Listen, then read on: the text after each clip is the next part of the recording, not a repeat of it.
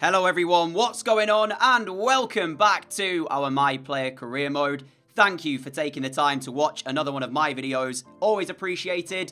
I hope you're doing fantastic. We have a massive episode for you today because we might have a way back into the Premier League title race. You'll have to see exactly how it unfolds throughout the course of today's episode. We've got 2 post-commentary matches to show you before we jump into live fixtures later on. One thing to tell you about is a simmed match against Switzerland in a World Cup qualifier, which we did go on to win. Didn't play in it, a 2-0 victory in the end before we went into this match here against Sheffield United. And to kind of catch you up on how things were, we were 5 points behind Manchester City going into this game. Sheffield United down in 17th. You expect us to win this, and that's exactly what happened. We were all over them. We pretty much dominated from minute 1, and we should have had the 3 points really wrapped up in the first half. Kamara with 2 really good saves to stop us being 3-0 up in this first half. But as you see, the game itself was all Chelsea. Sheffield United created pretty much nothing throughout most of this one. Havertz there with the header over the crossbar. We did find our second about half an hour in. Kakache's ball into the middle. Kante arriving with the header to make it 2-0 before we went into the second half. And this was a really nicely worked goal. Piontek plays it into my path. You can see we skip past the challenge of Robinson, and then there's the ball through towards Havertz for him to finish at the near post. 3 became 4 as not too long later we picked the ball up again, running at this Sheffield United backline. Piontek ran through, nobody really close to him. I think Sandler was the player who was closest to making the challenge before we had our 5th. A brilliant ball out wide from Havertz. We put it back into the middle. Piontek's first shot blocked by Sandler. Straight back to him for a second effort. And this one went into the back of the net. So 5-0, 3 points. We did our job. And I was waiting to see what happened. And as we came out of the match, we were notified of a result elsewhere. Manchester City against Spurs at the Etihad finished Spurs 1, City 0. So that meant we were 2 points behind the league leaders heading into Brighton at the Amex. And I just thought to myself, it would be so like us, right? If we were allowed a way back into the title race and we go on to lose here against Brighton. As we were notified of a goal elsewhere, City against Norwich. Manchester City just took the lead in that one, so we had to make sure we got the lead here. It was all Brighton, though, in the first half. They had 2 good chances to take the lead. Graham Potter very happy with his men. And our best moment came from myself, but I wasn't able to find the target in the end, hitting the post, but the one behind the goal, not the actual frame of the goal. And it looked like it was going to be a frustrating afternoon for Chelsea, especially with City winning elsewhere. You know, that point gap that we just managed to get down to 2, we really needed to find the win. I was substituted, and Mason Mount, with 4 minutes to play, gave us a massive, massive victory. But not only that, Norwich pulled a goal back and it finished 1-1. 7 Premier League matches to play, essentially 7 cup finals. After Norwich and Spurs both took points away from Manchester City, that's allowed us a way back into this Premier League title race. But we have to put in a performance in pretty much all of the matches to ensure we get the wins. But to let you know, we have 3 live games coming your way for the remainder of this episode. We welcome Norwich to Stamford Bridge, who are having an exceptional season. They're up into 6th, and as I said, they took points off of City, so that's not a guaranteed win for us. I'm pretty certain they beat us earlier on in the season as well. After that, we'll welcome Watford to Stamford Bridge before an away trip to the Emirates to face Arsenal. So Norwich 6th, Arsenal 7th, and Watford 10th could be 3 tricky games for us. And to let you know as well, Manchester City are not playing the same time as us. They're playing the day after. So we have to pretty much put the points on the board first. You can see as well the goal difference. It's in their favour. But 8 goals is certainly, I want to say, recoverable. It would require us scoring a lot of goals ourselves, though, because, as you can see, that's the department this season where we've not really been able to match them. Defensively, we're pretty close.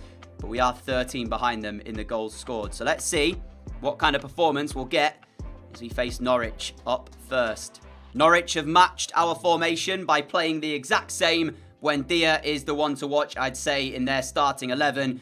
But it's a strong Chelsea side for this first of 3 live matches. Remember as well that with Manchester City playing a day later than us, they'll surely be watching on here and hoping Norwich can get a result against us. Big chance early on. Serge Gnabry tests the palms of the goalkeeper and his rebound goes out for a Norwich throw. I'm not sure if that was a shot back across goal from Gnabry or if he was meaning to put it back into an area where someone else might have been able to get a better angle for the shot, because it was really against him, the angle. He did well initially, though, to find the first effort, and this is a dangerous chance now as Norwich break away, as they're into our penalty area, but Kawande does really well just to stand tall, block the cross into the middle, and we can play our way out. But yeah, like I say, you know, Man City not playing till the day after. They'll be watching on, and they'll be cheering on this Norwich side as we're away from the challenge of Bayer. And this now then could be dangerous for Norwich as we're into the penalty area. Back across to Gnabry. Great control. And Serge Gnabry strikes to give Chelsea the lead. City, if you are watching, you've got to put in a performance now tomorrow. We're not done here yet, though. Obviously, there is still about 65 minutes to go. But as things stand, given the way that City have dropped points in recent matches, it feels momentum Chelsea at the moment. 3 minutes to go until half-time, and Chelsea feeling very confident at the moment. We are playing some good stuff. We are keeping hold of the ball well as well. And that's really the reason that Norwich have not been able to create too much whatsoever. Evan Nilsson straight through the middle. Here he is. Chance again, and it's ricocheted back off him for a Norwich goal kick. First change of the match for Chelsea as Pulisic is on for Serge Gnabry. I'd be feeling a lot more confident if we could find a second goal. Pulisic, delightful. Havertz, brilliant. Chelsea 2, Norwich 0. Right as I asked for it. It's a moment of quality. I think that was Pulisic's first touch as well since coming on. What a ball over the top for Kai Havertz, who calmly, on the volley, was it on the volley or on the half volley? Yeah, on the volley, just slots it into the back of Norwich's goal. It's Chelsea 2, Norwich 0, and that's surely the 3 points wrapped up for us then. Get in! Pulisic, Bakayoko. Back to Pulisic. Chelsea on the edge of Norwich's penalty area, looking for goal number 3. Here is Piontek. Ball across. Pulisic finds it. And there is the third goal. As easy as that. Norwich have not found an answer to Chelsea's attack today. Stark difference to how we played against Brighton when we only just managed to sneak the win. Dowell through towards Ida. Tamori gets a foot to the ball but is unable to win it back. Adam Ida trying to open up space for a shot. And as he does, the referee ends the match, which I'm sure Adam Ida will not be happy about. But what a performance it was from us to win the game here by 3-0. This was the match I was most worried about. So by that start, I'm feeling confident about our next 2. And as you can see, I have just gone ahead and moved the days forwards. And if I'm not mistaken, Manchester City have just dropped more points. Oh, what? They were beaten by Everton in a 1-0 defeat at the Etihad. They're seemingly crumbling under the pressure a little bit. But now, the same thing might happen to us because we have the advantage. Like, I don't know what they've done, but they've picked up 1 point in their last 9. Which, when you're fighting for a title, is unacceptable. Watford go with a 5 at the back for this one. And they have just dropped to 12th place. For Chelsea, there's our team on the left. Ismail Assar, keep your eyes on him. We know that he is one of Watford's better players in their starting 11. But it looks like, judging by the way they're setting up, they just want to frustrate us and try and catch us on the counter. We need to remain calm as best we can here. And we did say, didn't we, before kickoff, that Watford would sit behind the ball and look to frustrate Chelsea. Well, everyone apart from their front 2 behind the ball there in that little sequence of play. To let you know, Ismail Assar has 3 goals in his last 3 Premier League matches. So we were right in talking about him, saying that he was their best player as he's in our penalty area now. Across the face of goal, big chance. And Mendes did not connect with it like he would have hoped. And Kobel sees it very thankfully into his hands. Chelsea corner. We need to try and make something of this. There's the ball in. Kawande does attack it, but he gets underneath the ball. And in the end, his header is over the crossbar for Chelsea, but it was a half chance. Watford with the best moment of the match so far, though. Just remember as well that whenever it's 0-0, we just have to remain calm. We said that, didn't we? We said they would play this way. They would look to frustrate us. And that's exactly what is happening. They are defending brilliantly. Oh, my! I take it all back. How on earth did Kante spot Evan Nilsson in the penalty area there? That was a sensational pass. I've absolutely no idea how he saw Evan Nilsson, but that is special from Kante. Oh, it's bad from Watford. It really is. You can see there is one player keeping Evan Nilsson onside. I thought for sure we'd see the offside flag, but no. Rightfully, onside, Kante. What a ball. Evan Nilsson finishes at the near post, and Chelsea have their breakthrough, which on another day we probably would not have found because we've not been brilliant here in this one so far. But that goal will hopefully mean that Watford will start to step out a bit more and open up some more gaps in their defence. Havertz in space, and Chelsea now beginning to build momentum, beginning to find their fluidity a bit more. Kante's through instead. Sorry, it was Bakayoko, but instead it goes to Evan Nilsson, and Bakayoko jumps over the ball. Evan Nilsson gets his second. Chelsea have their 3 points. Excellent finish. And when you see this again, this is the Chelsea that we know. Intricate passing in and around the penalty area. And Bakayoko, like I say, very, very intelligent to jump over the ball, leave it for Evan Nilsson. And he's never going to miss that, is he? Piontek to Mount. Mount now shifts it back. Piontek, it's 3 for Chelsea. Some of the football we play at times. And this is why, when we have those matches where we don't create anything, it's so frustrating to play.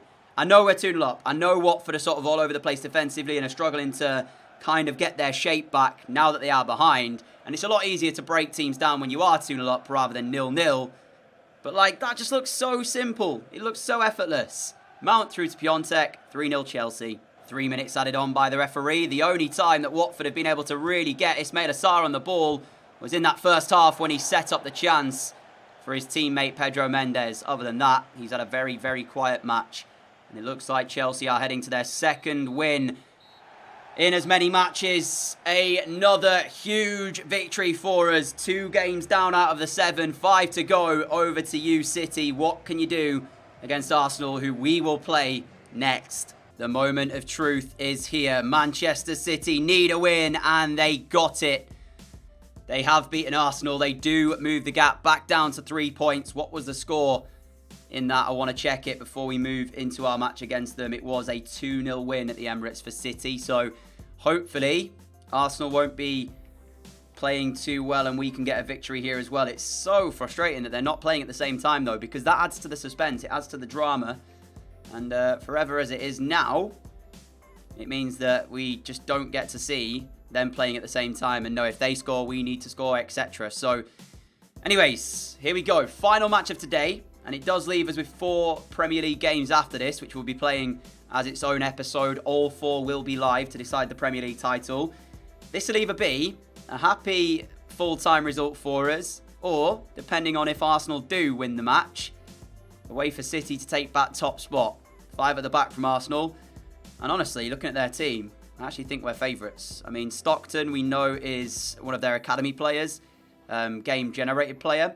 Bukayo Saka, quality, but he is playing left-back, so that means that his attacking sort of contribution might be a little bit lower than usual. Smith-Rowe captaining the side in midfield. You might remember the last meeting between these two sides was, of course, in the FA Cup. Arsenal did triumph by a 0-0, courtesy of Balogun's goal. We're hoping that it won't be the same story here as John Stones goes in with a challenge. Now, I think he's won the ball there, but the referee has decided that it is to be a Chelsea free kick, and I don't think there'll be a card for Stones. Yeah, just a warning from the referee. But it is a fantastic position here for Chelsea, and we are given the opportunity to take this. So I'm going to line it up, and I'll be back to see if we do score it. There's the line. Can we actually get it on target, though? And I believe it's come back off the uprights. It looked like it had hit the crossbar. I was sure when I'd actually set up the line that I'd gone a bit too far to the left, and that's exactly what happened. We are denied by the woodwork, but here is Bakayoko. Chelsea looking to keep this momentum going from that free kick. We've got Havertz making a move, and the pass towards him is a little bit overhit. Maitland-Niles does get there. John Stones has to remain calm under pressure. And if there's one thing that John Stones is, it's composed. Bakayoko finding my feet. We've got Evanilson in front. Here is Havertz. Havertz plays me. Back to him. Quick football. Evanilson. 1-0 Chelsea. We were denied by the crossbar off the free kick, but we are not to be denied this time. Evanilson strokes home after Kai Havertz lays the ball into his path. And it was Chelsea once again showcasing that quick passing, quick control in and around the penalty area. Evanilson has been on fire in recent matches. What's that? His third or fourth in 3 matches? Yeah, he's been playing out of his mind right now. And to be fair, so have Chelsea, because this is not an easy, time when you're under pressure to put this run of results together. And we are doing it. But can we keep it up for the rest of the games? Stockton down the right-hand side for Arsenal. We are back to do our defending though. Maitland-Niles now will give him some support, but Arsenal not able to find a way through. Kakache has gone into the middle, so I'm just going to occupy left back for now. Here is Bukayo Saka. First time he's got in down the right-hand side. His delivery, though, is watched all the way by Mendy, who has it and claims it, and now sends it long. Looking for Evanilson. Back to Havertz. He finds Bakayoko with 3 minutes to go until half-time. Can Chelsea create a chance for a second goal here? Cancelo to Gnabry, to Evanilson. And it's looking pretty good thus far. Are we able to find our finish, though, as Gnabry gives us the run? Evanilson will just hold his run. Here he is then. And look at the composure and the calmness on the ball from Chelsea today. We've had times this season where we've rushed our passes in that final third. We've played passes we don't need to play. Today, different story. From Arsenal's attack to Chelsea going 2-0 in front. Exceptional. I mean, they're trying to get the ball back right now, Arsenal, but they're sat pretty much in their own penalty area. So even if they do win it back now, they have a big, big mountain to try and get a chance for themselves. Bakayoko's flick onto me. We'll give it back to him. Can he find the finish? Leno stands tall and pushes it over the crossbar. But if anyone's going to score again, it's looking like it's Chelsea. We have a corner into the middle. Evanilson searching for his hat-trick. Serge Gnabry will get onto this loose ball. And still with Chelsea then. His cross is deflected. Stones and Maitland-Niles between the two of them reclaim possession for Arsenal. Mendy with the goal kick out of his hands. Finds Piontek. He does win the flick on. And with seconds left of this match, it looks like Arsenal will be well and truly beaten here at the Emirates. Mason Mount holding on to possession. Finding Kakache. Is there a chance for one more opportunity? No, there is not, as John Stones wins it back. And Joe Willock sends it long. It finishes 2-0 Chelsea here. And I just want to stay with you because I'm pretty certain Liverpool and City were facing one another. And I'm not sure what the score was. So when we advance, we will be told of that. Let's have a quick look then. And as you can see, they did.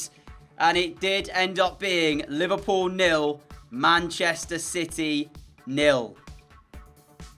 Well, ladies and gentlemen, from 5 points behind them to 5 points in front. City have had the biggest bottle job that I can imagine. I have 0 words to describe Manchester City right now. What have they done? I honestly, I don't know. I thought that they were taking on West Brom. I didn't see they had the game against Liverpool. So yeah, West Brom is their next match whilst we play Newcastle.